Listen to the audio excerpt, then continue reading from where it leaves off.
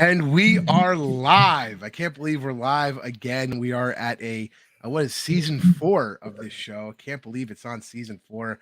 I'm the big guy, Scott Ferrara. That's Mike the Grand Poobah Barasini. And of course, we always try and bring you an interview.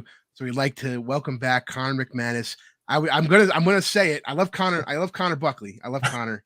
Conor knows that. Me and Conor are friends. But I'm gonna say most likely the starting scrum half for your Rugby New York Ironworkers, Conor McManus. Welcome back to the show. Thanks for having me, guys.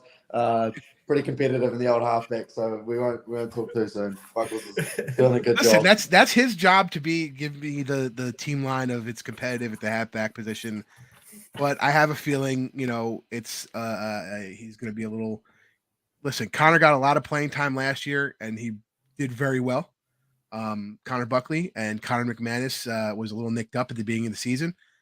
So barring any injuries, I'm just saying this is the big guys. That's what I'm thinking. Listen, I love everybody. I can't, I'm not going to hate, but I'm also a realist. And Susie Susie, for those of you who don't know, one of the fans, Nola OGDC, Susie loves every team. She loves Rooney. She comes to the away matches when people are playing Rooney, and she's already commenting on her new season of the show. It's ridiculous.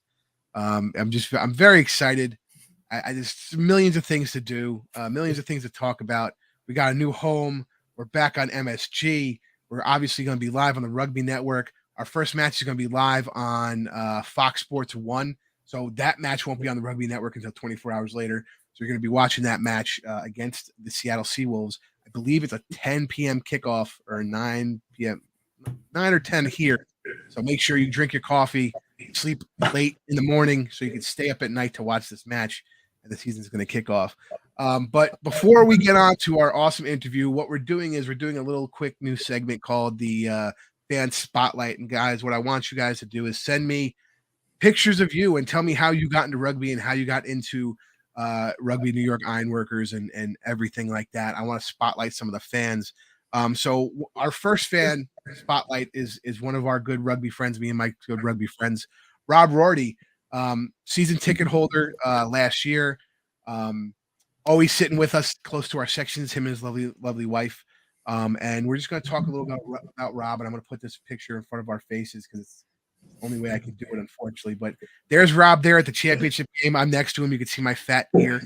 But Rob's a 31-year-old from South Brunswick, New Jersey. He first played rugby at Marist College, which is up in Poughkeepsie by me, in 2009 after deciding not to walk onto their football team. He's been an ardent supporter of the Irish national team as well as Ulster. Everybody has those teams, those international teams, those European teams we love. Obviously, he follows USA Rugby 15s and 7s. He's also a New York Locals fan. New York Locals coming back to the Premier Rugby 7s this year because the big guy yelled at Owen Scannell and said, "Where the fuck were my locals?" Last year. Listen, he discovered the Ironworkers in late 2019 and had plans on attending the 4-4-20 match at MCU Park, which was ultimately canceled due to the COVID pandemic. That was the short year we had. Immediately got onto the Rugby Network the following year, watched every match, and even attended his first live match in May in Jersey City, which was against the Free Jacks, which is always a good match to come to. If you're going to select their first match, make it be a rivalry match. We always play them hard. They always play us hard, and it's never really that blowout, so it's always a good match. Since then, he's been all in on getting his wife, Rebecca, involved, and again, they're season ticket holders. It's resulted in a small but fierce fan club based out of Tullamore, Ireland. I'm guessing he has family there and got him into Rooney. He'll continue to be a season ticket holder. He said the 2022 MLR final was the single greatest sporting event he's ever had the privilege to attend. And he's so excited to attend many more. And if you guys want me to, and I cleared this to him, he's going to be in section 105, right behind me. He's going to be in row 6 on the aisle. So please go say hello to Rob Rorty and his lovely wife, Rebecca, when you guys are at Memorial Field this year. So again, I just want to shout out Rob and his wife, Rebecca. Rob is our Rudy supporters spotlight, fan spotlight. I think I did it justice. Very excited. You did. Yeah, it's tough. It's tough to like like I know Rob and I know his history and stuff, but it's still weird to like say it professionally and be like, he's a dude, you love him. That's like that's as much as I could say, and I'll be like, he's perfect. Say hello. But his single greatest sporting event might have probably Conor's single greatest sporting event of at least last year. Winning the Shield. So my first question is Shield. Is it like the Stanley Cup? Do they do like a week with the Shield? No, so we still have it. So we have it for the season, I think. I hope so. So we're still holding on to it at the moment. It's been sort of, it's around the ironworks and in the gym and all that. So we get to see it every day to, moving forward into this season. It's a good motivator. So nice. Yeah. Listen, we see it. Stephen Lewis, the Lizard, brings it out to all the youth events he does. Yes. So it's good to see. It's good to the kids to see. I mean, I gotta be honest. When I was little, being a hockey fan, Rangers winning the Stanley Cup in '94. I remember my father taking me down, and the Stanley Cup was just sitting there in Grand Central, and you could, we got a picture taken with it, and then seeing it about 20 years later in Toronto at the Hall of Fame, and just looking, being a little older, understanding a little bit more, and seeing the names. I mean, I have the picture in my office of me holding the Shield. I was looking at the Shield after the match at the drink up. I'm looking at it, and everybody's taking pictures with it, and Chance is giving me like an elbow, like, come on, take a picture. And I'm one of those people, I'm like superstitious, but this might cause like a bad luck streak. That could be good luck. Yeah. Well, not with me, but I hear you. But he finally was like, edged me on to be like, no, take it. And he let me, he's like, do it. So I took a picture with it. I was very excited. I have it in my office, and everybody always asks, like, what the fuck is that? So what we're hearing right now is you're the original Salt Bay. You snuck yeah. You touched the trophy. If we get to the final, I'm sure Rick will have to ban me from going and all that stuff. So we're gonna lose every match this year. Listen, I'm a very cynical sports fan. You know what I mean? So I go into every match, no matter how confident the team looks, I'm gonna lose this big. I don't know why. I think I hate losing more than I love winning. But I think that's a lot of guys are like that. But for me, I don't know. If anybody's a Barstool sports fan, I'm like a Frank the Tank type sometimes, where I just can't get it in my mind and I can't get it out. But anyway, Mike, what's your question? I was gonna say, how is preseason been going so far? Like 2 days in camp, right? So how's it been? How's everyone gelling together? I mean, there's a lot of we've obviously got a few new boys sort of in the crew, and but there's so many of us that are coming back from the championship winning season last year. So a lot of us sort of gelled together last season, and we've sort of come in, and it's been tough work, tough mahi, but it's going pretty well. First couple of days, all the boys are back in office, and you're able to walk in and see some familiar faces, and it's sort of just like there was no off season really. So you're coming back in, doing what you need to do. All the boys know each other pretty well, so all the new boys just come in and sort of like nothing's happened. So it's been really good actually. It's tough but good. That's awesome, and I think that cohesion and a lot of the guys last year, excuse me, brought their families over, and I'm sure that's a whole new experience the first time you're doing it. And I'm sure like the Emery family are now pros with all their girls getting on the plane and doing this and doing that. And I believe this year Jason was in the back with the girls and wifey was up front in first class. I believe he said gave her a break on the plane ride. But I think that also shows the new guys, if they bring their family, like, hey, this is something we do. Family is a very important part of what the organization is about. It's not about just the guys on the field. It's about the wives, the spouses, and the kids that are off the field. That's something that I really love to see. So speaking of off the field, what did you do? What did you do for the off season? Did you stay in New York? Did you go anywhere? Did you travel? Did you do anything fun?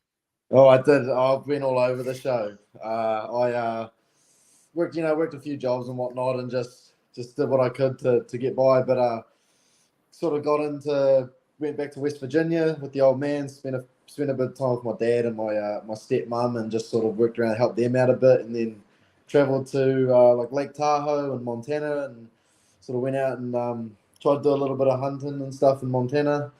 But it was very, very cold by the time we got there. So that was that. And then I've been back in New York for 3 months or so, I think, and just been pretty much training the house down, trying to pack on a bit of size. So yeah, pretty eventful off season, really. Lots of listen, but that's what you want. You had such an eventful season, ups and downs. You want to relax. You want to come into the new season refreshed and take your mind off the stuff. I mean, listen, if I said I wanted to go hunting, Montana in the freezing cold is where I want to be though, where the elk are. You want that big elk with the big rack and the whole 9 yards. So it was good. We had a couple encounters with a few black bears, but that was about it. So it was sweet after that. Yeah. I got black bears here in New York, bro. You want to hunt a black bear? You can come on my property about an hour away. Yeah, up here too. They come in. Yeah, they're trash. Our friend, those guys that live exactly. not too far from me. He's like, hey, I'll just leave the trash out. You could get any black bear you want. Exactly. Yeah, we're sitting outside cooking food, and then like all of a sudden, on the other side of like the wee barbed wire fence is just a couple of bears looking at us. Like, all right, well. That's great. Yeah, you leave them up here. You can bow hunt from inside. I'll just open the door. You could be inside the living room. But yeah, no. Listen, great. Sometimes the best off season is the one where you didn't do crazy shit. But that's great that you got the tour and kind of tour the West Coast, and we didn't lose you to the Utah Warriors because I got to be honest, I went to Zion Bank Stadium though, and I just saw the mountains from the rugby pitch. I might be like, well, I know why Paul Mullen likes to play here. Hey, no city better than New York City, mate. There we go. I was going to say that leads me into my question. Then, do you feel like you're a New York City resident now? You tri-state, or are you confident navigating around the area? I wouldn't say I'm a New York, like a true New Yorker yet, but like I feel pretty at home. Like obviously we're in Jersey at the moment, but I feel pretty at home here. Like I've been here for the last this will be my 3rd year, so. Coming in, I spent most of my time here. I can sort of call it home a bit and be able to really identify. And I've got friends like even outside the rugby and stuff that I've made. So it's New Jersey, New York. Yeah, it's home. It's home. Can you believe it? He has friends outside of rugby. Get that out of here. I don't even have friends outside of rugby. I don't know what that is. But yes, I'd say it's getting to the point where it feels like home a bit, and I'm happy to be here. And it's it's sort of identifying with Rugby New York and stuff has been amazing. Like just great family, great community here, and wouldn't really want to be anywhere else, to be fair to you. Yeah. Absolutely. Listen, and continuity is a big part of sports, and being here 3 years now and getting into a groove and fine tuning that groove is always a nice thing to do. So it's good. That's the other thing when we asked new guys last year, like Twan and all those guys about New York, and it was really their first time. Not necessarily visiting, but living here to not do the touristy stuff. Everybody gets into it, and they're like, on our days off, we like to explore, we like to do this, we like to do that. And here we go, our buddy Jason Zimmerman, another season ticket holder. He was the 2022 Rugby Rant Super Brew champion with his picks last year. Go check out our Rugby Rant Super Brew competition. I think I came in top 10 and Mikey was like top 5, I think. Yeah, I think so. And Jay won the whole thing. So we had RNY fans all up in that competition. That's free. And you guys, there's weekly prizes. And then at the end of the season, there's a 1st, 2nd, 3rd prize. Shout out to my Rugby Rant people. So now again, you're a New York guy. You're a New Yorker. I'm sure you curse at people all the time and throw things at them and everything New Yorkers are supposed to do. So my question to you is, what's one thing you haven't done in New York that you want to do? I don't know. I've honestly almost pretty much done everything that I thought I could do. Maybe a few more Broadway shows and get down to the Comedy Cellar a bit more. Oh, and all nice. that stuff in Manhattan. Yeah, but I've done, honestly, I've been here for such quite a period of time that I've done pretty much everything I want to do. The Empire State and Rockefeller, and spent Christmas here and seen the light show and the tree and gone ice skating and all sorts. So I can't really pinpoint anything, really. Yeah, I've done pretty much everything. We gotta make a list of like niche stuff you could do. We'll find it. We'll find something. Yeah, some homely stuff would be nice. Something that only true New Yorkers know about would be nice. Yeah. I was gonna say. So what are you looking forward to now? New York, but what are you looking forward to now coming into this year? Back to back would be nice. There we go. Yeah, back to back championships. I mean, that's our goal, and that's the only thing sort of insight, at least for the team and for myself personally. Like that's the ultimate goal, to go back to back and do it since Seattle did it, and sort of really continue to, as we say, build our skyline and get New England Free Jacks fan club. Check chance. Thank you, Phil. Love you too. And Jason coming right back to back. Yeah, boy. Listen, we love the banter. We love the banter. That's the goal, though. Ultimate goal is back to back, as of course it is, and the dream's to hold that shield for another entire year, really. So hopefully the boys are fizzing for it, and we've seen ready to go. Hopefully. Nice. You guys had a big drive with No Shave November. The Butcher got in on it, a bunch of other people. Yeah. So the question is, who had a better stash, Sammy Windsor or Johnny Powers? Oh. I want to say Powers, but I don't know if Powers fully clean shaved at the start of November. He didn't. He had a full friggin' mustache. Yeah, so I have to go with Sammy on that one. I have to, because Sammy actually totally cheated. He totally cheated. Yeah. Yeah, even though, it looked good, but I have to go with Sammy on that one. He totally cheated. Johnny has that nice olive oil skin, so a mustache it looked good, but they're like, oh, No Shave November, and Dylan's clean shaven, and everybody's clean shaven, and then John had a friggin' mustache, and I'm like, whoa, exactly. Whoa. He'd been growing that for 9 months before that was the case. So, we're going with Sam. Listen, yes. Sam still has a great mustache as far as I've seen on the social media, so I think he's rocking it for the season. We'll see. Oh, shit! I just had a great question locked and loaded in my fucking mind. For you, Mike. All right, no, got it back. Okay. Jerseys. So far, they released our 2 jerseys, home and away for this year. Yep. You've now played on the team for 3 years. Name your favorite jersey. Oh, I've got it in so it's the championship jersey, the one with the old school collar. I've even got it in a sort of all put up into a frame. Yeah. That's my favorite jersey, hands down. Anything with the old school sort of collar and the hoops. I like that jersey. It's my favorite that I've ever played. Nice. Yeah. That's a good one. Yeah. The beauties and the bad are definitely filled. So, and here we go. This is this is the question we ask every year. So, have you seen other teams' kits yet online? Yes. Yeah. I've seen majority of them. Yeah. So, out of the ones that have come out, because not all of them have come out, if you had to buy one with your own money, what kit would you buy for 2023? Our one. I don't think there's. No, you can't buy yours. I don't think that. I just don't know. I don't know if any of the other teams I actually like them that much. I think they have good business here. Yeah. Oh man, look at that! He won't even for the fun of it. He's like fuck everybody else. That's a friggin' Marine right there. I mean, I gotta be honest. I'd probably buy if I had to buy one. Honestly, the Hound's white looks cool because it looks like off-white, kind of creamy, and it has that Kelly green look, and it's different. So I like that. Just because it's different, What else? Let's be honest. New England always has the classic hoops. Yeah, and this year and if you look at I think their third jersey is more of a red. Which is nice. It's kind of away from the white and blue thing. Yeah. And so you got a lot to work with, and we're still waiting on AGs. I think we're still waiting on Toronto. We're still waiting on. I almost said Austin. Oops.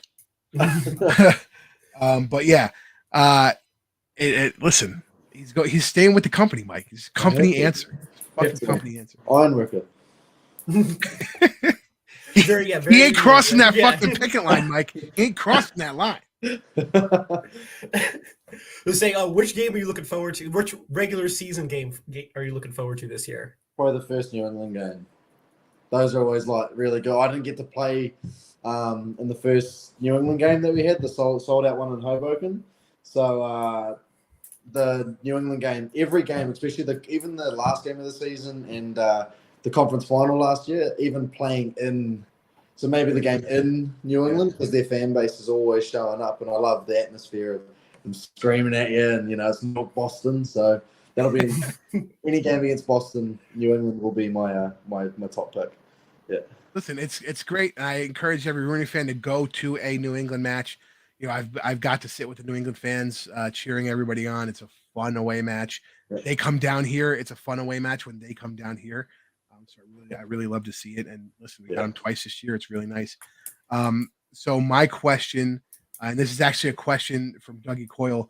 I don't know. We'll kind of amend it. We'll say, so what's your favorite place in New York City to grab a pint? That's how. I don't know.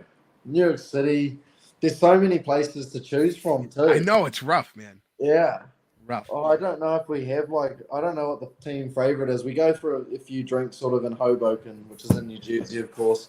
But oh, I don't know. I mean, we've got like stout and all that, and in the city, which the boys go to sometimes. And Pig and Whistle, if you want to go watch the Six Nations. Yeah. Go see McCormick over in the Pig and Whistle. We used to go down Third Avenue when I was a kid, when I was younger, like 10, 15 years ago. And you'd get like $5 pints, which was a miracle find at a couple bars down there. And one of those things like you guys don't get to experience, which I think is a unique American experience, is going down Third Avenue on a Saturday during college football, and every bar is affiliated with a different school. Yeah. So, you go to Dr. Thompson's for Michigan, you go to like Tonic East for Penn State. And as you're walking down on a noon kickoff, it's like all these I mean, they're screaming, they're yelling, they're chanting, they're in their colors. Yeah. Unique thing. And that's what I'm hoping we can get into as we roll into the future of the MLR, where we have these local bars showing the matches, and we have people like the Excelsior Pub up in Albany, which is where Mike has the fan club guys go to for every match and things like that. So really excited to try and get that hype into the area. 100%. I agree totally. That's, being here for 3 years, it's a dream of mine to be able to sell out big stadiums and be able to be in a situation where I took my dad, was it the 07 final where South Africa beat England? Okay. Yeah. Right? Yeah. I think it was 07. So I took my dad to an English bar down the city, and I was like, red and white. That's it. Don't wear green, don't wear yellow, red and white. We walk in, and it was like a 9 o'clock kickoff in the morning or whatever. And we get a little table, we're sitting, and they're pouring drinks. My dad's like, and then all of a sudden, like a friggin' 14-year-old kid goes up to the bar and he orders like 4 pints. But no, he brought them back to the table, and the adults at the table were drinking them. And that's looking at me. I'm like, listen, who's going to yell at him? We're in New York City. You think a cop's going to walk in? But that atmosphere of watching that final, my dad not really knowing about rugby, sold him on rugby, right? Yeah. And got him, and he's going to be a season ticket holder this year, and got him into the hubbub, and he understood the excitement of watching those games. So I just think it's a great one of those experiences I'll always cherish with my dad, even though he had no fucking idea what was going on. But, it was also Johnny Wilkinson's last match, which was nice. And it was Brian Habana coming out party on that one, I believe. Yeah. So, it was cool to think back and be like, that's the point. Like, I remember the point where I watched the Eagles the first time on the internet, and I was like, I'm hooked. And that was the first time my dad watched any rugby, and I got him hooked on it. So. Awesome. Yeah. As I say, I don't think we asked you this last time, but other than Rooney, what is your favorite team? Like, you had to have a team, that was your club growing up. What was your, what team do you support? Well, I have to say, growing up as a kid, in New Zealand, it has to be the All Blacks. That's all we have. I know. Every Kiwi kid. Oh, you're telling me you weren't a Wallabies fan and you didn't? No, either them or the Crusaders. Crusaders was a huge one too. Growing up in Timaru, and it's a very small town in Canterbury. That was all that was on the TV, and they'd come to town, and every all 15,000 people would decide to go to the main street and see the Crusaders and all that. And I wonder if old Andy Ellis was in one of those. I don't know. Probably. Probably. It's funny. It's so funny. You talk about the 15,000 people going to the rugby match, and every Friday night in Texas during high school football, there's 20,000 people going to watch a high school match in their little town. But again, we can get those. They had the Raptors had crossover athletes. We can get these crossover fans. These fans that I think Perry Baker got interviewed recently, and he was talking about every time he watches an NFL team run a hook and ladder successfully, he's like, why don't you just fucking watch us do it in rugby on every play? But it'll freak you out, and I think we'll grow in that. So if you could select one thing that the MLR could do to attract new fans, because you grew up in New Zealand in it, what's something do you think the MLR could do and push to attract the new fans? It's grassroots, isn't it? It's about the young fellas getting in. It's about getting it into schools, having schools get behind it. You have pep rallies and all this kind of stuff in high school when I was going here. And so if you get it sort of amongst the younger generation, then automatically those generations are the guys that come up and make it popular. And then obviously, so any schooling, high school, middle school, college, those are all the sort of places I believe that need to excel for rugby. Absolutely. Up here. You gotta get those little kids playing in bare feet. You know? Exactly. Yeah, even if it's just touch, just something to something to get the ball around. So, yeah. What do you think the MLR has to do to succeed, to get more fans and grow? I think the MLR is doing a pretty good job. Considering it's only going into its 6th year, like the level of like exposure it's getting, the social media, the rugby network's doing a great job. We're doing a good job. Teams are constantly sort of coming into the league. It might be a few teams next year and the year after that come in and bring in more fans, more rivalries and all that. So I honestly think the MLR is doing quite a good job at what they're sort of trying to progress to. New York's been around, it's starting to generate a level of history, you know, even if it's only back to 2018, history and storytelling is what matters. So, Exactly. yeah, I believe it's doing a good job already. I mean, and I think it's those stories like you talk about, like, you know, Rooney and New England are 2018 teams that didn't get to compete in 2018. Yeah. Then we talk about the great Seattle, Colorado final. Yeah. In that, you know, and we talk about, well, Dylan, he was playing for New York, but was loaned, you know, and you explain people what a loan means over here. The first year of ATL, Chance was loaned over to Rooney to assist on an injury joker. So, I mean, I think it's all those like those little stories you tell to build the not the myth, but the story of the league and the team. And, you know, I still am friends with a lot of guys who played on the original teams. And I see them in the stands and we talk and like, you know, they look at it now and go like, I was a building block for what this became, you know, and they've bought into a team that they're no longer on, but they knew what was coming. So it's nice. Yeah. But real quick, we're going to end with my last question here. Butch played I said that, Dougie. He was, but I just like busting Doug's balls. I love Dougie. I love him to death. So my question for you is going to be quite personal. What is one? That was perfect. That was perfect. He's like, I'm not answering this. Click. Bye. See ya. What is your one personal goal for you this season? Like, is there a stat you want to try and maintain or get to? Is there something you're working on? Like, what about Conor McManus? What's your one goal?